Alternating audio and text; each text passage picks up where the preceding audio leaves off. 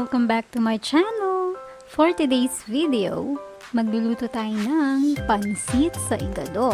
And if you're interested with this recipe, please keep on watching!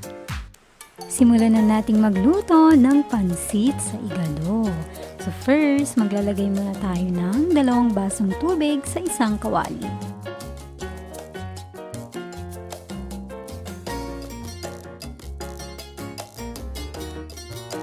Pagkatapos, takpan lang natin ito at antayin natin kumulo yung tubig. Kapag kumukulo na yung tubig, pwede na nating ilagay yung kalahating Knorr chicken cubes. At ilagay na rin natin yung pancit bihon.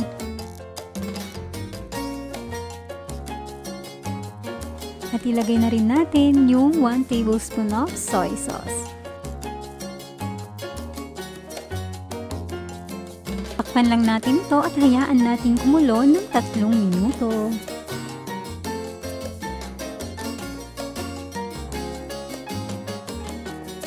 After 3 minutes, tanggalin na natin yung takip at i-loosen up natin yung bihon. So, hiwa-hiwalayin lang natin ito.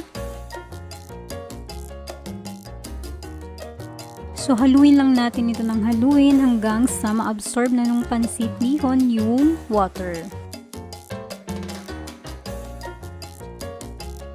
Napakadali lang lutuin ng pancit sa igado kasi full of flavors na yung ating igado na ilalagay o isasahog natin dito sa ating pancit bihon.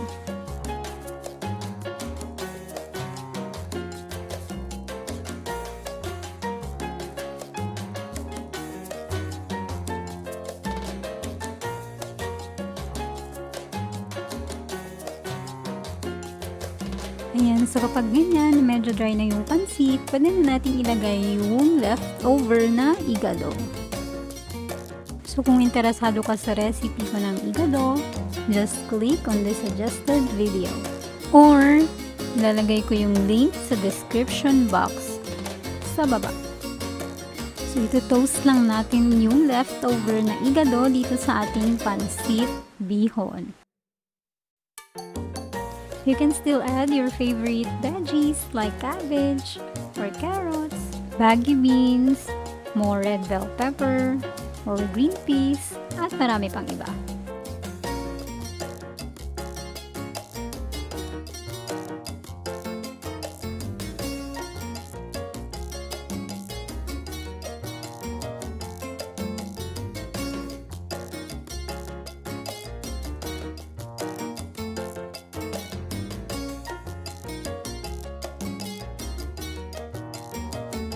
Ayan, so kung fan kayo ng pancit na medyo basa, pwede na kayong mag-stop at this point.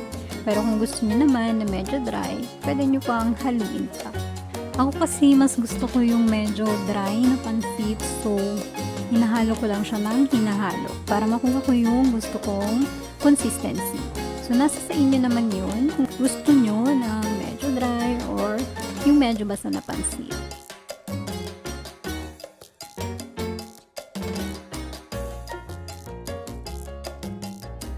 So, na-achieve ko na yung gusto kong consistency. Maglalagay na tayo ng ground black pepper.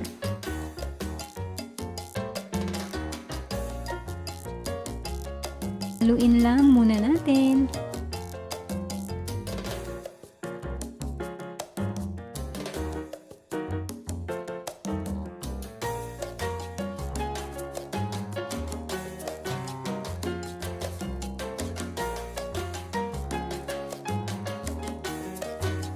Ayan na guys, tapos na tayong magluto.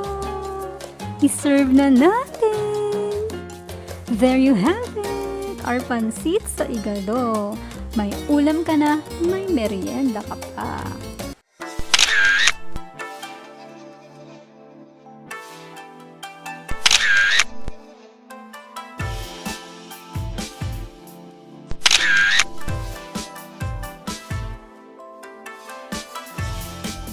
If you like this video, don't forget to give it a thumbs up and let me know in the comments section below.